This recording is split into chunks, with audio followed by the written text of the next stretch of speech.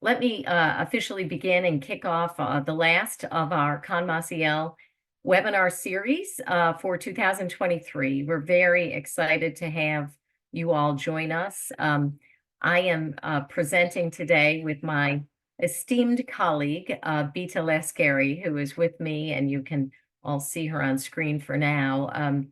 We're very pleased to be able to talk to you about the hazards of combustible dust.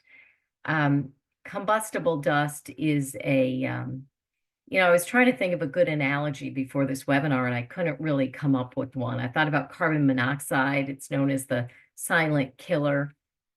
Combustible dust is even a step worse than that, from my perspective, because with carbon monoxide, you don't know it's there, right? Dust, we know it's there, we see it. But the problem with dust is we live with it, we accept it. Since we were, kids, when we were told to dust our rooms, we accept dust and it seems like an innocuous thing. And that's what makes it so hazardous.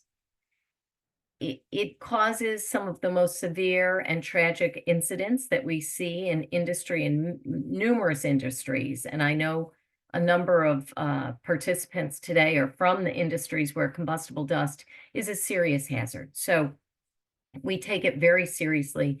We hope that this webinar, we hope we've designed it to help you all begin the process, if you haven't already, to deal with your combustible dust hazards, to lay out the regulatory landscape for you, to lay out a good understanding about what it is, how it works, and how to deal with it. So that is our goal today. And as I said at the outset, I'm joined by, I truly mean my esteemed colleague and distinguished colleague, Bita Lascari. I cannot express to those in the audience, many of whom I suspect know Bita, what an truly exceptional and extraordinary lawyer Bita is in a myriad of areas. Bita has developed an expertise in a number of areas that are critical to our client base, and we are all very, very appreciative to have Bita on our team. But this area in particular, Bita has a specialized expertise. Bita has been the lead person handling combustible dust issues for our clients in numerous industries, and in fact, is a former attorney investigator at the Chemical Safety Board, the agency that sort of is charged with the responsibility of dealing with combustible dust hazards. So Bita has particularized knowledge and expertise in this area. So I'm very pleased to have Bita join me. And in fact, you're not going to hear much from me today because really I'm going to turn the reins over to Bita and have her do most of the presenting. I'm here and I'm going to talk about a couple of key topics, but I think we have lots to cover. So Bita, with that, why don't I turn it over? Oh, well, sorry. Let me do the easy parts. Let me talk about our agenda, specifically what we're trying to accomplish here, and then I am going to turn it over to Bita. Bita first is going to give sort of just a broad overview and background on the hazards of combustible dust, to take down about 15 levels what I just said, right? Why this is hazardous and what it is. And then we're going to talk about the CSB and the investigations that the CSB does on combustible dust and some of the very tragic incidents that have been investigated and the outcome of those investigations. Then we're going to talk about OSHA and the Combustible Dust National Emphasis Program.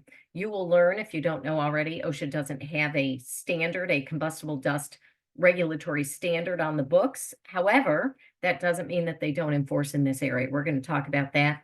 And then we're going to talk about a critical topic, which is NFPA standards. The National Fire Protection Association standards have set guidelines that apply directly to combustible dust. And anyone who has combustible or explosible dust in their facilities needs to understand NFPA standards and the interplay between those standards and your requirements and OSHA's regulatory authority. And finally, we'll end up talking, hopefully give you some sort of a guideline and best practice tips for where to go to deal with combustible dust and how to ensure that your facilities are safe from those hazards. All right, now with that, let me turn it over to Beta. Beta. All righty, great. Well, thank you so much, Kate. Yep. So before we get into the sort of the regulatory aspects of combustible dust, we thought it would be helpful to review the hazard, just as Kate mentioned, because as Kate mentioned, I will say I think it's a lesser known hazard. That was one thing we were very aware of at the CSB is, how do we spread the message about this in the broadest way possible? And while hopefully it's not a common occurrence or that, combustible dust explosions are not common, sort of the frightening thing, and as Kate alluded to, is that when they do occur, they often are very severe. So we just want to cover sort of the basics of the hazard first. So what is combustible dust? Broadly, combustible dust are fine particles that present an explosion hazard when suspended in air under certain conditions. So we typically think of the fire triangle with the three sides of the triangle being fuel, ignition, and oxygen. And you can see that on the slide there with the yellow triangle. With a dust explosion, we add two more sides, making an explosion pentagon. And those two extra sides are confinement and dispersion. And that's on the right side with that red pentagon. And so combustible dust is your fuel.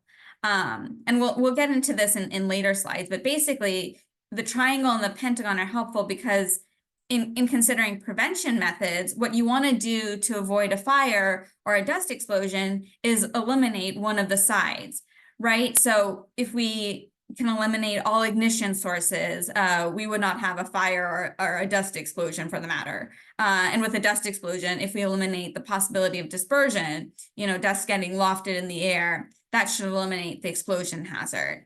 But all that to say, that's often a lot easier said than done. So in any case, we'll get into that later. But basically, if dust from a combustible material is suspended in air in the right concentration, then under certain conditions, it can become explosible.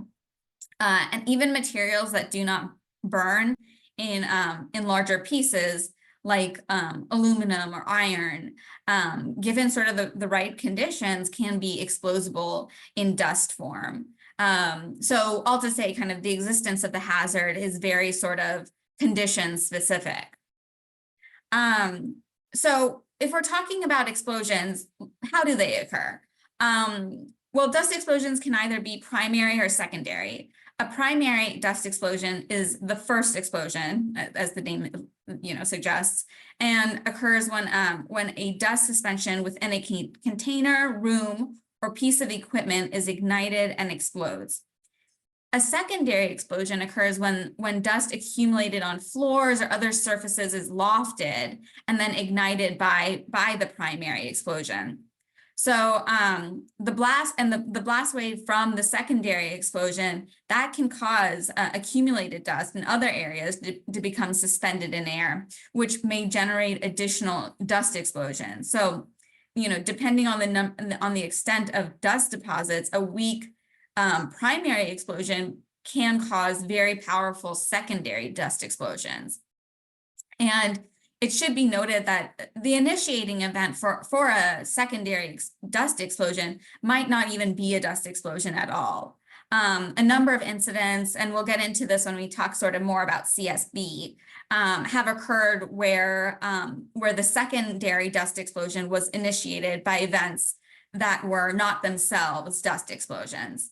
Again, we'll get into that more in later in the presentation, but the best way to prevent secondary dust explosions is to minimize those dust accumulations. So how do you do that? Right? It's ensuring good housekeeping, designing and maintaining equipment to prevent dust leaks, using dust collectors, eliminating flat surfaces and other areas where dust can accumulate, and sort of sealing, hard to clean areas, such as the area above a suspended ceiling. Those can all effectively prevent secondary dust explosions. But of course, you'll want to make sure you're using proper equipment and techniques to clean combustible dust accumulation. So that to minimize dust clouds, using only vacuums approved for combustible dust locations and so on. So that just provides a little bit of background on how these explosions can occur. Okay, so what kinds of dusts are we talking about that can be combustible, right? Here are some common examples. So wood dust and grain dust probably aren't too surprising. I think the first documented dust explosion occurred in Turin, Italy, in a bakery in 1785, and the explosion was caused by the ignition of flour dust by a lamp in a bakery storeroom, and that kind of led to the realization that grain dust is a highly explosive substance that has to be handled carefully. And we'll talk more about this later, but again, as Kate mentioned, OSHA does not have a combustible dust standard for general industry. It does have one for grain handling facilities. I think that's at 29 CFR 1910-272. And that was actually issued, that rule was promulgated in 1987, I think late 1987. But there are a bunch of other dusts, right, that are combustible, such as sugar, cornstarch, cotton, metal, pharmaceutical, plastic, and carbon dusts.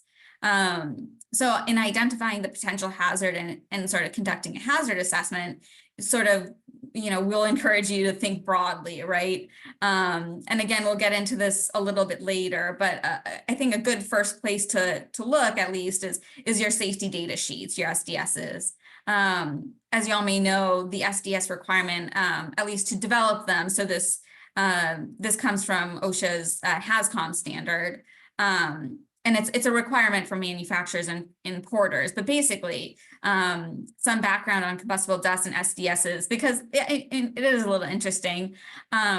So in March 2012, that's when OSHA amended the HAZCOM standard to align with the GCS, which is a really long acronym. It's a globally harmonized system for the classification and labeling of chemicals. So, but when they did that, the GHS did not contain a classification for combustible dust hazards. So to maintain coverage of the hazard under the HAZCOM standard, what OSHA did was they amended the standard's definition of hazardous chemical, and they did that to include combustible dust. So, I think OSHA at the time noted, ongoing efforts at the UN, the United Nations, and the agency's own efforts, which have now been put on hold to promulgate, to do some combustible dust rulemaking. So OSHA did not adopt a definition of the term combustible dust in the final rule. As an interim measure, OSHA stated that it had already provided guidance on combustible dust, including the combustible dust NEP that Kate mentioned, the National Emphasis Program, which included sort of an operative definition. And OSHA also sort of said like a number of voluntary consensus standards, like just as Kate mentioned, the NFPA standards exist. But all to say, OSHA is conducting further rulemaking on the HAZCOM standard right now. It issued its notice of proposed rulemaking back in 2021, and it's really close to the finish line. I think it's actually at the White House's Office of Management and Budget, the Office of Information and Regulatory Affairs, for sort of final review. And one amendment OSHA did make, I'm not sure if it's really the main focus of the rulemaking, but was to add a definition for combustible dust, which it proposed as a finely divided solid particles of a substance or mixture that are liable to catch fire or explode on ignition when dispersed in air or other oxidizing media. So I'm sorry, I went off on a little bit of a tangent, but all to say, combustible dust hazards should be identified in your SDSs. But just on another note on that, sort of on the flip side, OSHA has issued a memo about how compliance officers, we call them COSHOs, how they should conduct inspections of manufacturers and importers when it comes to combustible dust. And that basically says that COSHOs should determine how manufacturers and importers have handled sort of the available evidence about a product's explosibility. When there is evidence that the product has actually been involved in a deflagration or a dust explosion event, then it should be classified as combustible dust. Also, where results of accepted tests on a product are available, that dust should be classified sort of in accordance with those results. And then the last part is in the absence of actual events or test data on the product, the manufacturer or importer may either rely on published test data or similar materials, or use the available information about particle size to determine the combustible dust hazard of the product. So that's just to caveat that even though a dust might be identified as combustible in the SDS, that does not necessarily mean that the manufacturer or importer actually tested it to determine it to be the case. So again, we'll get into this a little bit more, but we do recommend sort of sampling and testing your own dust for that reason, that's one of the reasons. Alrighty, so you might be thinking now, how much dust do I have to have, for it to be a hazard? And most solid organic materials, like many metals and some non-metallic inorganic materials, they'll burn or explode sort of if finely divided and dispersed in sufficient concentration. So even seemingly really small amounts of accumulated dust can cause pretty catastrophic damage. For example, even as little as 1/32 of an inch of dust over 5% of a room surface area. And what is, someone tells me like 1/32 of an inch, I don't really know what that means. That's about the thickness of a paper clip. Then, other standards like NFPA 484, which that one governs metal dust, they say the thickness should not be enough so that you can't see the surface underneath.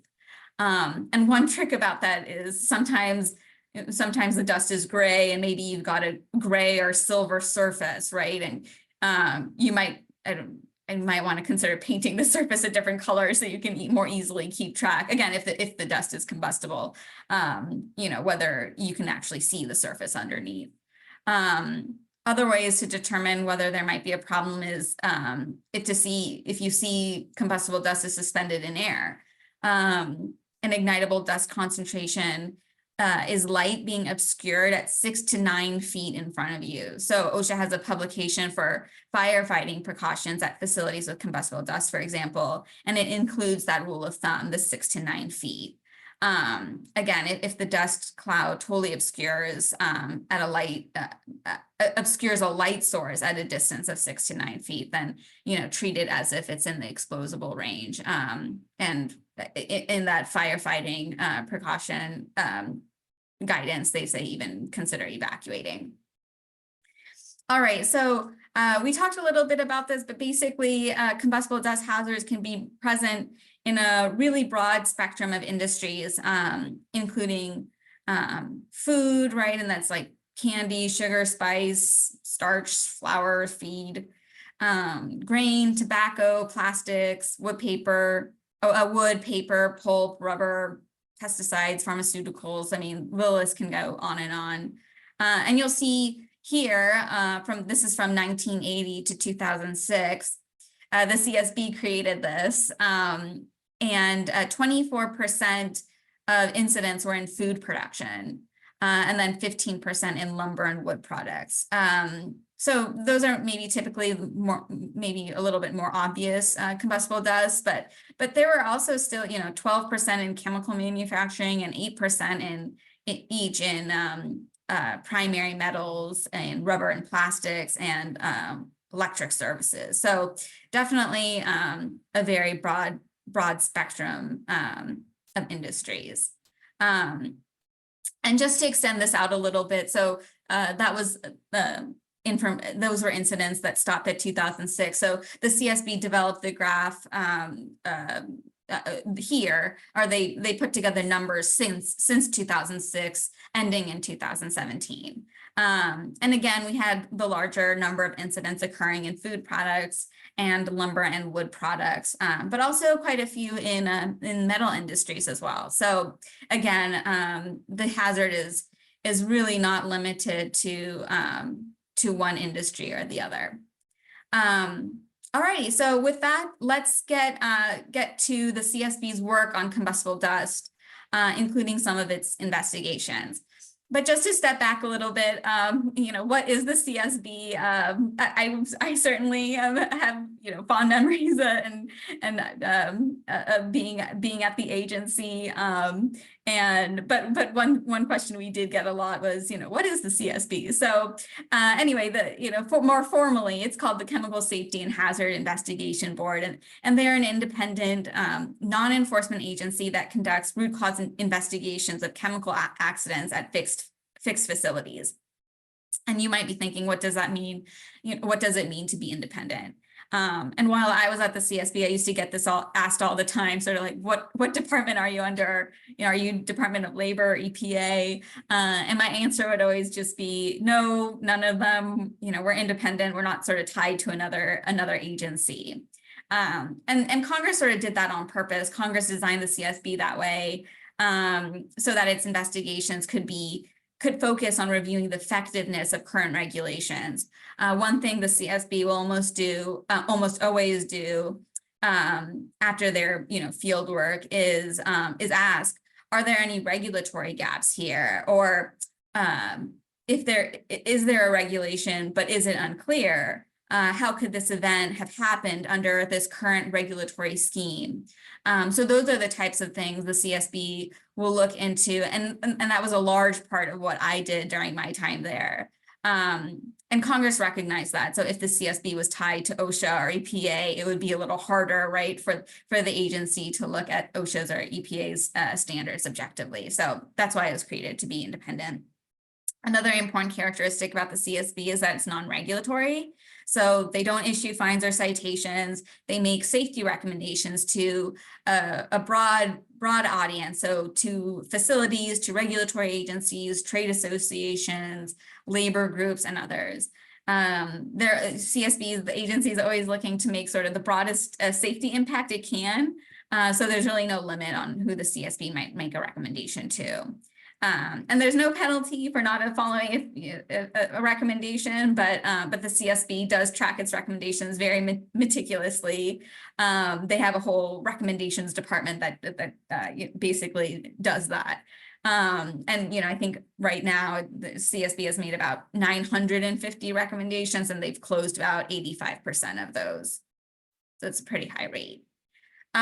So moving on to sort of the makeup of the CSB, it's composed of 5 board members. Those members are appointed by the president and confirmed by the Senate. They serve fixed 5-year terms, and the board chairman serves as CEO. What about investigators? What do? They do all the type of field work you would expect of OSHA inspectors, photo documenting, taking samples, reviewing pages and pages of company records, safety records. Also doing, witness interviews, all the things. And in addition to all the field work, CSB investigators also write the reports that are eventually put before the board for a vote. So after gathering evidence, investigators go back to the office and they start reviewing everything. They might do a follow-up visit. And it's almost always the case that they request additional documents. The process is very sort of step by step. It can take a long time. And one note there is, unlike OSHA, the CSB is not sort of bound by a statute of limitations. So it can take several months and or even really several years for a report to be issued. And then just this last note here, which I think is important, is sort of besides writing investigation reports, the CSB also investigates sort of general chemical accident hazards. So, for example, for the combustible dust related incidents, and sort of the number of significant number of fatalities that occurred. the CSB put out a combustible dust study, which sort of synthesized the key findings from those individual investigation reports. And then sort of one theme is sort of trying to draw commonalities among them. And we'll get into that more in the next slide or two, but in this study, the CSB also recommended that OSHA develop a combustible dust standard, which of course is still an open recommendation. But that's just another thing that the agency does is in addition to their investigations, they also do these sort of hazard studies. So here is a list of combustible dust investigations. And there are a couple of things that I want to draw your eyes to. First, all but one of these investigations involved at least one and more commonly multiple fatalities. So again, these are your fire and explosion types of events and high severity if they occur. Another thing is just how diverse the dust types and industries are, and how really these events can occur anywhere in the country. I could definitely go through each of these and draw some facts and sort of some background information on all of these, but it's all available on the CSB's website. I will mention though the top one, Didion, the final report, I know it says ongoing there, was actually issued yesterday, so we drafted these slides a little earlier than that, but just wanted to make a note of correction there. As I mentioned, in addition to investigating incidents, the CSB can also study hazards and create sort of these study reports. So that's what the agency did with combustible dust. The study was released on November 9th, 2006, and reviewed the last three incidents that we just reviewed on the last slide. It was Hayes, Lemaire's, CTA, and West Pharmaceuticals. Those were three incidents that occurred over a 2-year time period. So this was concerning to the agency, right, because of the impact and the number of incidents sort of occurring over a shorter time period. And in the study, it identified 281 dust incidents that occurred between 1980 and 2005, which resulted in 119 fatalities. So again, showing that these types of events can be very severe.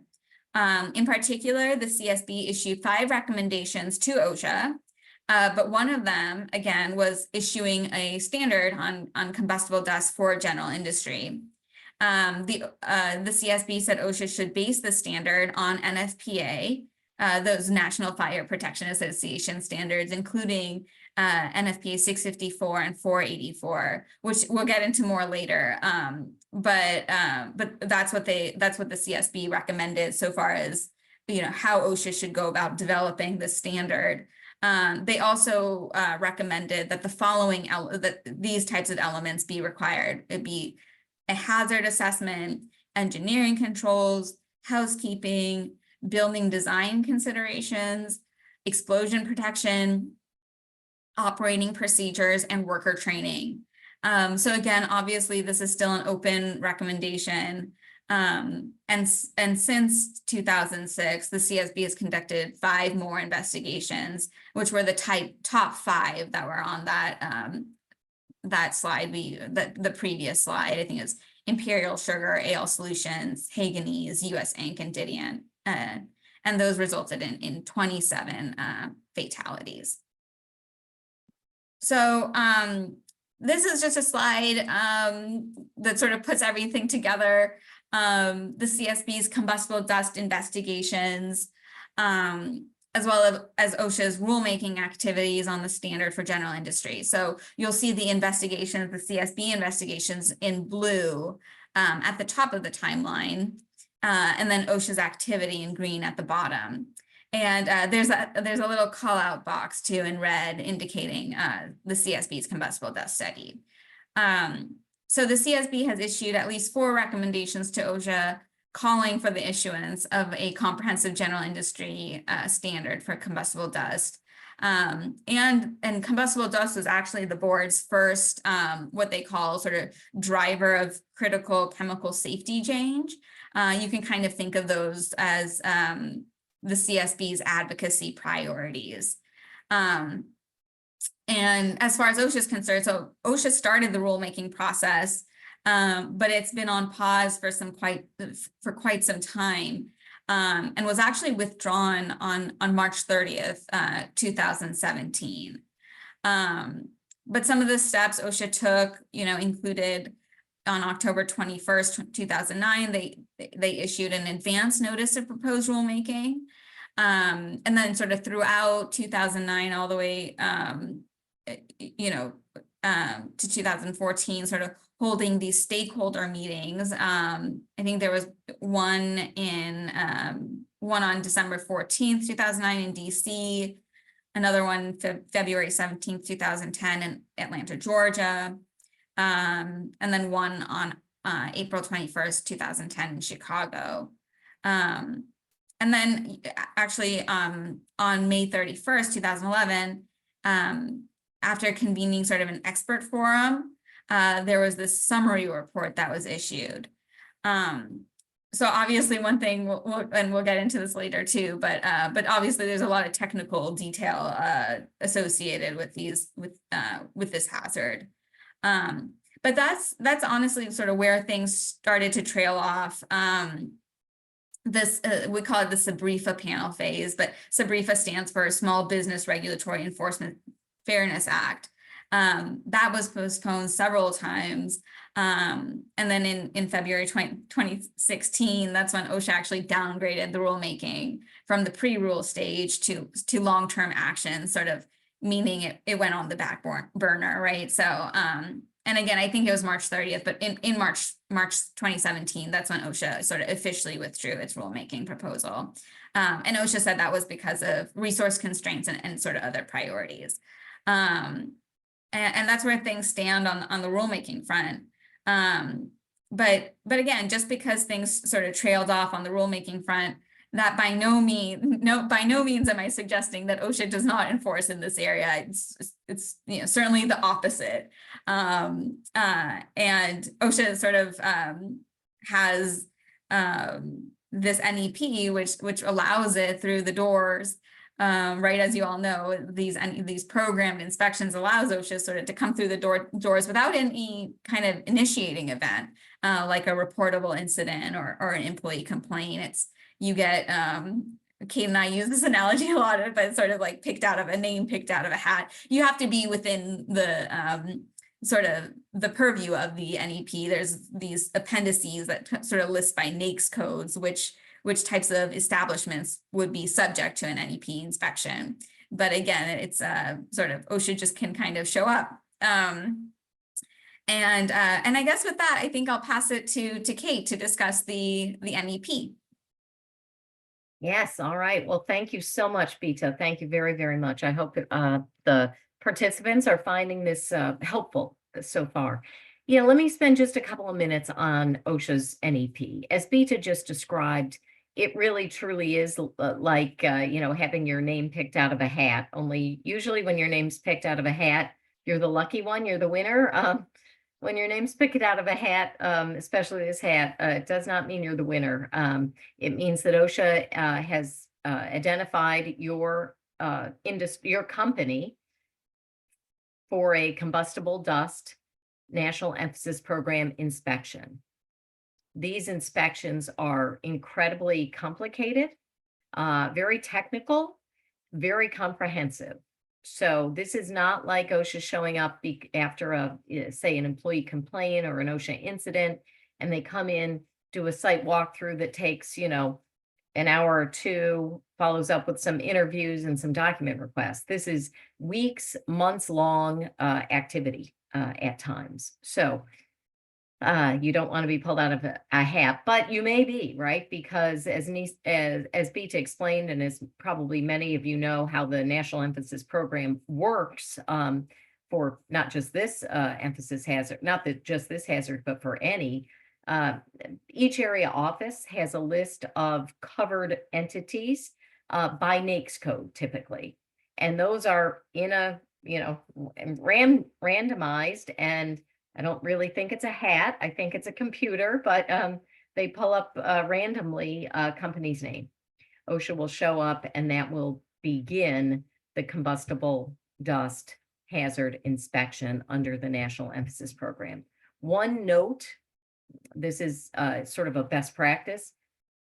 Right at the outset, for any inspection really, but in particular for NEP inspections, they tend to be much more comprehensive in nature. It is really critically important for you as the employer to make sure they have the right employer. I have had numerous situations, not under combustible dust, but under other NEPs, where the company identified with the address is not the current company, not my client.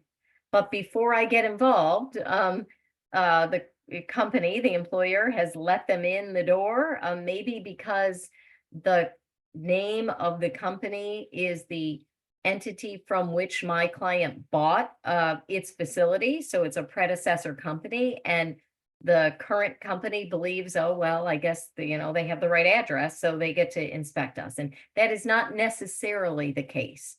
And there's some complicated factors that would impact whether, in fact, you can legitimately turn OSHA away or whether they do get to go forward and do the inspection. So that's just a sort of a best practice tip. And as I said, especially in this area, you don't want to just say, okay, but come on in. Sit them down, have a discussion, get your counsel involved, and make sure that they have proper authority to do this inspection before it's going to happen.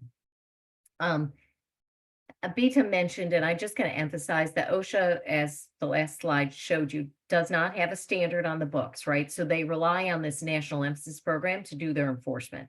I do think that if there's a second Biden administration, I suspect, and this is tea leaf reading, but I suspect the agency will want to take up this rulemaking and advance the ball on the rulemaking. Whether it will be done in 4 years, I would have significant doubt about that because it is very complex, but I think it will be advanced.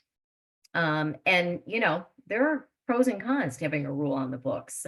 If you have a rule, you kind of know the guardrails, you know what the rules are, right? You can follow them, implement them.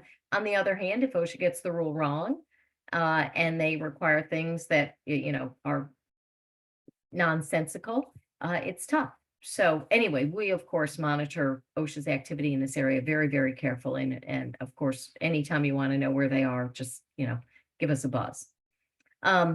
This program, OSHA has conducted about 600 inspections annually since the start of the National Emphasis Program, and it's been around for a long time, since George Bush's tenure. It was promulgated, it was issued first in 2007, in October of 2007. So it's been on the books for about 16 years. It was reissued very similar in 2008. But then just about a year ago, in January of 2023, not even a year ago, it was revised. And there were some major revisions there. So we're going to talk about that. That revision was based on the long enforcement history that OSHA has had now under the NEP and about reported combustible dust incidents. So they tweaked basically the entities, the scope of who is inspected and who is not. That was one of the major changes. In 2018, as Beta alluded to earlier, wood and food products made up an average of about 70% of the material involved in reported combustible dust fires and explosions. Incident reports indicate that the majority of the industries involved in combustible dust hazards were wood processing, agricultural and food production, lumber production, but others were susceptible as well. But that was the focus and the majority of the incidents that OSHA was aware of. The revised program sets forth a new approach for locating and inspecting subject establishments. So commercial bakeries, print ink manufacturing, cut stock, resawing lumber, leather and hide tanning and finishing, truss manufacturing, and grain and field bean merchant wholesaler industries were added to the program. And that was based on OSHA finding that they had a higher likelihood of having combustible dust hazards or having experienced some combustible dust related fatalities or catastrophes. So new program, broader in many senses. If any of those industries are on the phone, you need to pay particular attention to OSHA's authority under the National Emphasis Program and their priorities and focus. In terms of state plan states, as you all, I'm sure many of you know, about half the states out there are state plan states, meaning federal OSHA and federal OSHA's programs are not applicable directly anyway. In terms of national emphasis programs, this one, because of the serious nature of the hazards, this national emphasis program directs the states to enforce this NEAP for combustible hazards or develop one that is, similar. It has to be at least as stringent as this NEAP. So even though you're in a state plan and OSHA doesn't have, state plans have very different, in at least certain states, very different enforcement mechanisms, enforcement plans. In the area of combustible dust, every state has a national emphasis program on a state emphasis program on combustible dust, enforces it, and the structure is similar to OSHA's. In fact, in this area, most of the states have identical programs. So just because you're in a state plan state doesn't mean this is not a big deal for you. In terms of the impact of the NEAP on you guys, on you out in the field, OSHA uses the NEAP regularly to inspect these certain facilities based, as we said, on your NAICS code. Randomly pull the entities from the area office, and it's a little bit complicated. We don't have to go into it. Basically, the NAICS codes are identified, and then companies within those NAICS codes by area office are identified by OSHA, and that list is provided to the area office. So it's actually the area offices that are picking the names out of the hat, so to speak. And then once OSHA's in the door and they have legitimate authority to inspect, what happens? As I said, these are big, they are complicated, they are comprehensive. You can have OSHA specialists walking around your plant for days, weeks, sometimes even months. That is the case, certainly if there's been an incident and they're there because of an incident, they're going to be there for a long time. But even these NEAPs, they're very comprehensive. What does OSHA do? They gather all this information and that includes, by the way, testing your dust. Okay, so they take samples of your dust and they have 6 months. So they've got to get it done in 6 months because it's statute of limitations. But they take the dust, they sample it, they determine explosibility, combustibility, those kind of things. And then they look at your programs. What do you have in place? Not only just sort of your written programs, but what is your ventilation like? What are your engineering controls? All kinds of stuff that really we have technical experts that help us in making determinations for our clients as to whether their facilities are up to snuff from a combustible dust standpoint if they have combustible dust. We're going to talk at the end of this webinar in just a little bit about what you ought to do and sort of a path forward, a simplified path forward.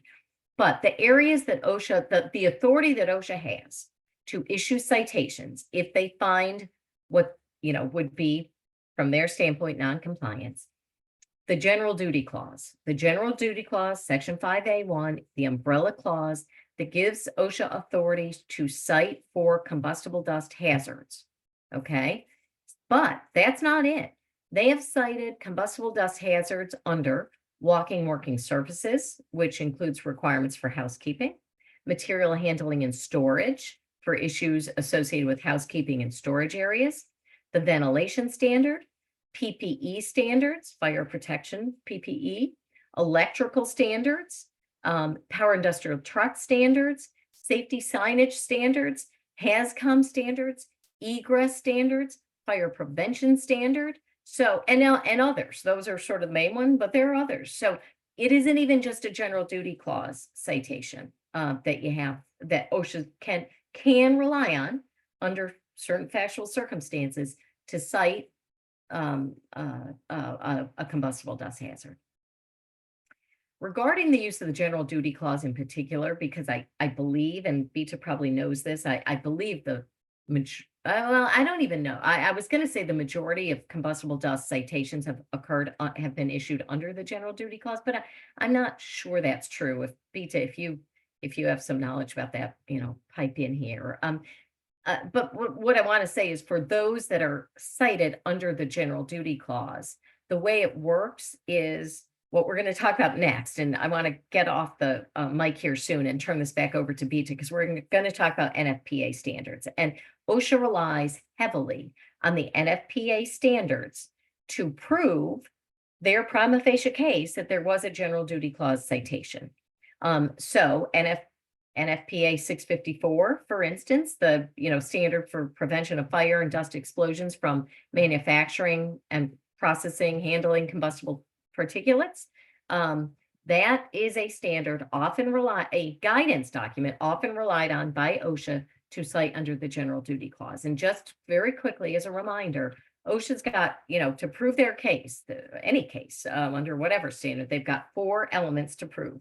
They have to prove that the employer failed to keep the workplace free of a hazard to which employees were exposed, that the hazard was recognized, that the hazard was caused or likely to cause death or serious physical harm, and that there was a feasible and useful means of abatement, essentially. Well, NFPA essentially gives them 2 of those 4 elements. In fact, the 2 elements that it's typically most difficult for OSHA to prove. And those are that the hazard was recognized. We've got an NFPA industry standard out there that explains that this is a hazard, where it's a hazard, how it's a hazard, what you do to control it. So it gives you the feasibility end, right? So with NFPA, which by the way has for many industries, DHAs were supposed to be in place, I think 3 years ago. So that's just a note on how OSHA becomes a player in the area of combustible dust, even without a standard. And with that, let me turn it back over to Beta.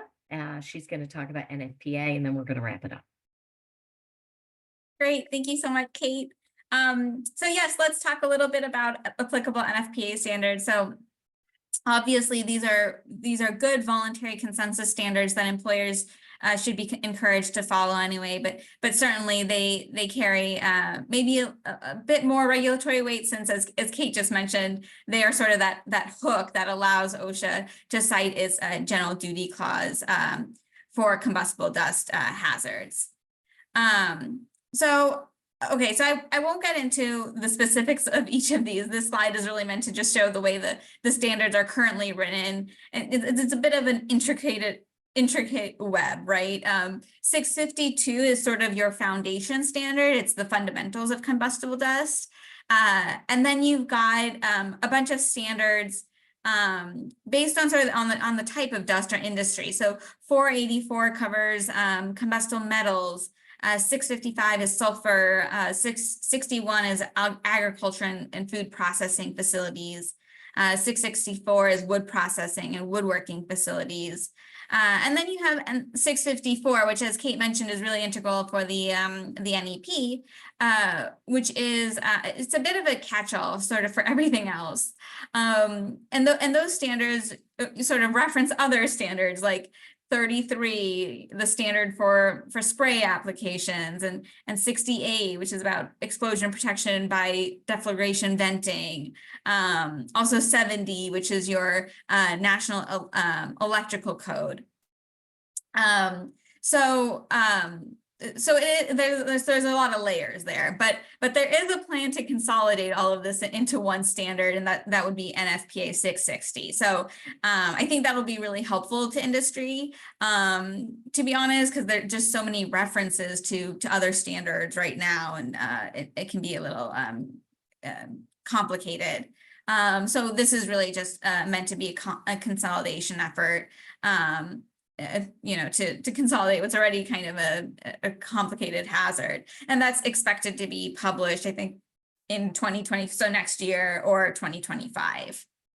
And then as Kate mentioned, so getting into the standards a bit, and I'll be referencing 652 for the most part because it sort of sets forth the fundamentals. But basically, a huge part of the NFPA standards is the development of a DHA or dust hazard analysis, just as Kate mentioned. So what is a DHA? It's basically a review of the materials and processes within a facility containing potentially combustible dust that's used to identify and evaluate for the potential hazards associated with the presence of combustible particulates in a facility. So DHAs evaluate the potential fire, deflagration, and explosion hazards and provide recommendations to manage the hazards. So as you can imagine, they're a fundamental step to knowing the potential hazards that could be present in your facility and sort of creating a plan for mitigating those hazards.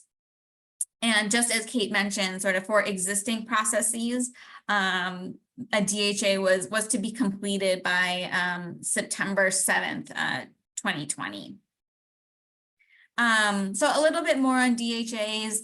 They should provide a clear understanding of the potential hazard present, identify the most appropriate means of controlling those hazards, identify safe operating ranges, determine whether controls are effective, and include recommendations of additional safeguards where warranted, include a plan for implementation, and detail how to maintain the effectiveness of controls over time. A DHA also has to be reviewed at least every 5 years.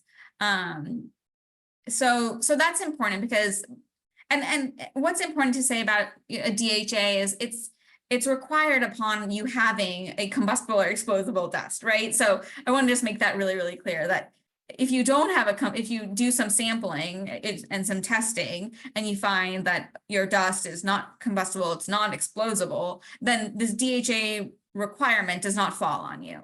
But if it does, if you do find either of those characteristics are present, then you would need to do a DHA and importantly, review it and update it at least every 5 years. There are also some restrictions on who can perform a DHA. So they have to be performed or led by a qualified person. And NFPA includes sort of a definition for qualified person. That means a person who, by possession of a recognized degree, certificate, professional standing, or skill, and who by knowledge, training, and experience has demonstrated the ability to deal with problems related to the subject matter, the work, or the project. So you sort of have to have both sort of some kind of qualifications as well as maybe some understanding, right? So in terms of, and I know we're just getting close to time, so just wrapping up here, but we won't go through all of these in any detail, but we just wanted to give an overview of the prevention and management principles included in the NFPA standard. So you'll see on the top row there, those are the 5 sides of the explosion pentagon we sort of kicked off the webinar with, right? Again, eliminating one side eliminates the potential for an explosion. So those are sort of what the rest of those are sort of what the rest of the principles rely on. And there's no hierarchy in how we presented these, so you can ignore the arrows. But other things you'll want to do is of course, train and educate affected employees, inspect, test, and maintain affected equipment, ensure you're requiring and providing the right PPE. Make sure you have appropriate emergency and response plans. Conduct your root cause investigations, right? After any incident, develop those lessons learned. Create a solid management of change system, and that's in case you might not have anything combustible now, combustible or explosible now, but maybe down the line you get an SDS, right? That says something is a combustible dust. You'll want to catch that. So that's what the management of change is for, a program is for. And of course, things like, make sure you're documenting all of your efforts. I'd say, Kate and I would, as counsel, certainly advise that. And then, review your systems periodically. And, I should have mentioned this at the beginning, really, but getting your employees involved too, right? Because they're the ones who know the actual experience of the process equipment and maybe some of the quirks. So their insight is really valuable. And there are other ideas as well, other principles as well. But I did just want to mention too, if you're a PSM covered facility out there, the process safety management, then you might notice that a lot of these principles sort of mimic the PSM elements, like the MOCs, incident investigations, employee participation. So just wanted to mention that as an observation. If you are PSM covered, you probably know a lot about these principles already anyway. So with that, I'll pass it back to Kate really quickly to go over our sort of best practice tips and conclude. All right. Well, just really, this is sort of a review of what we've shared so far. What we want to recommend is, at very minimum, a review of your SDSs to determine whether, at least pursuant to the SDS, there's any sign or indication that you may have potentially combustible dust. Now, I will give you a sort of a warning that, lawyers, right? Lawyers have changed the world, not always in good ways. So SDSs are often written sort of as CYAs, right? So they often over identify, if you will, risks. So it may be that something is considered combustible or your SDS says it, and it's not. On the other hand, SDSs are also often, I've seen many SDSs that are shoddily prepared and are not accurate. And they don't identify all of the hazards that ought to be. So depending on who's written the SDS, there's just no way to know.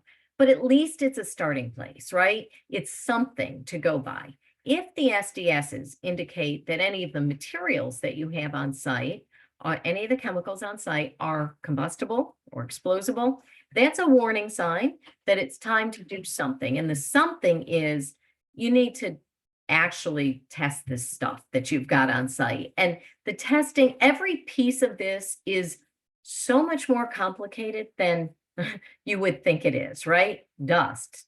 Grab up some gray dust, send it to the lab, test it. That is not the case. Depending on the process from which the dust has been generated and the fines, how fine it is, it might be combustible as a fine material and not as a larger size particulate. So the testing is quite a bit complicated. This is the stage where we really do think you may have in-house technical experts who know this stuff, and that's all good. If you don't, it's time to get an outside technical consultant. We also think it's also very important at this stage to have counsel involved.